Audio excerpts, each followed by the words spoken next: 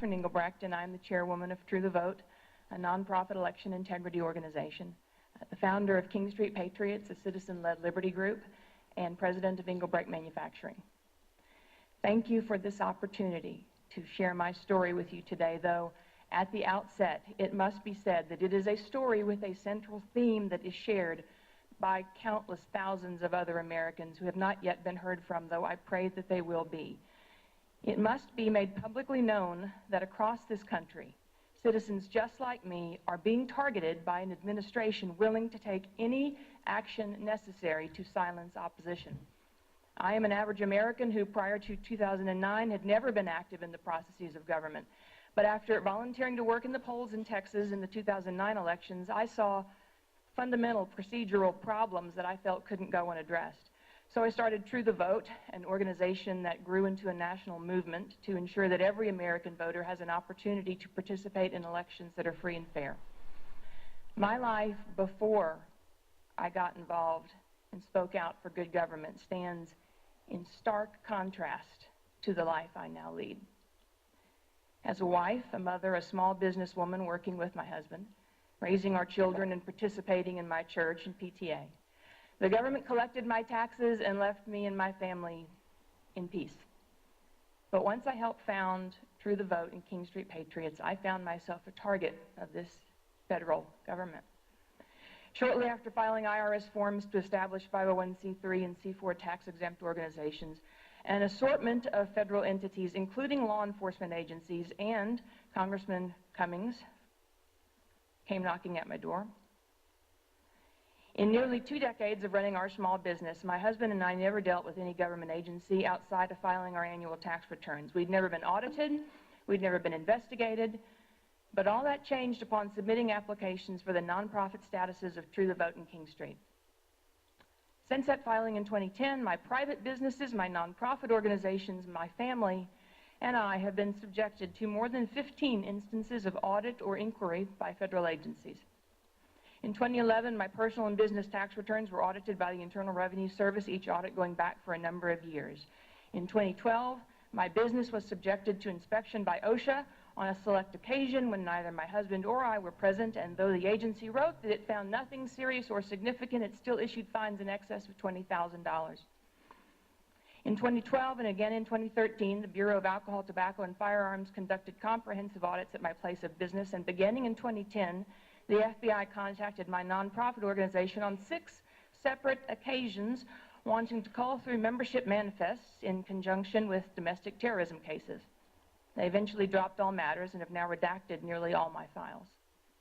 All of these incursions into my affairs began after filing applications for tax exemption. There is no other remarkable event. There's no other reason to explain how, for decades, I went unnoticed, but now find myself on the receiving end of interagency coordination into and against all facets of my life, both personal and private. Bear in mind, distinguished ladies and gentlemen of this subcommittee, these events were occurring while the IRS was subjecting me to multiple rounds of abusive inquiries with requests to provide every Facebook and Twitter I'd ever posted, questions about my political aspirations, and demands to know the names of groups that I'd spoken with, the content of what I'd said, and everywhere I intended to speak in the coming year.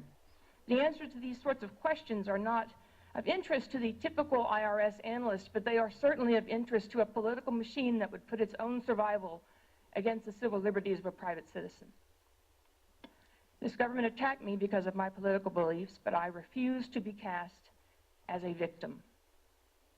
Not to the IRS, not to the FBI, not to OSHA, not to the Bureau of Alcohol, Tobacco, and Firearms, or to any other government agency. I am not a victim, because a victim has no options. I do have options, and I intend to use them to the fullest extent of my capabilities. As an American citizen, I am part of a country that still believes in freedom of speech, and so I will continue to speak out. Here in Congress and all across this country, I will continue to press in every legal way possible, as I did by filing suit against the Internal Revenue Service. No American citizen should be willing to accept a government that uses its power against its own people.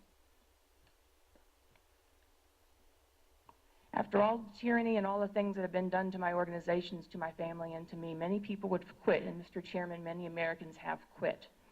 I've heard over and over that people are afraid to tell their stories. But know this. My experience at the hands of this government in the last 5 years have made me more determined ever than before to stand before you and to all of America and say that I will not retreat, I will not surrender, I will not be intimidated, and I will not ask for permission to exercise my constitutional rights. I come before you today, Mr. Chairman, on behalf of Americans just like me, asking for a solution to end this ugly chapter of political intimidation. There was a time when people of goodwill were encouraged to participate in the processes of government, not targeted because of it. I applaud your request of the Internal Revenue Service to withdraw a proposed regulation limiting political speech by nonprofit organizations. That action should be taken quickly and without fail, because if it is not, it will effectively codify into law the very thing that brings me here today.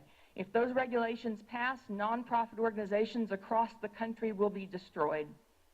No American, regardless of their political affiliation, should support the silencing of political speech.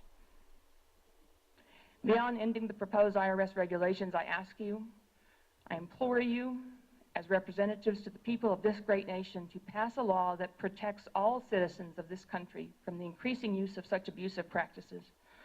Pass a law that exposes government officials who trample on the rights of ordinary citizens.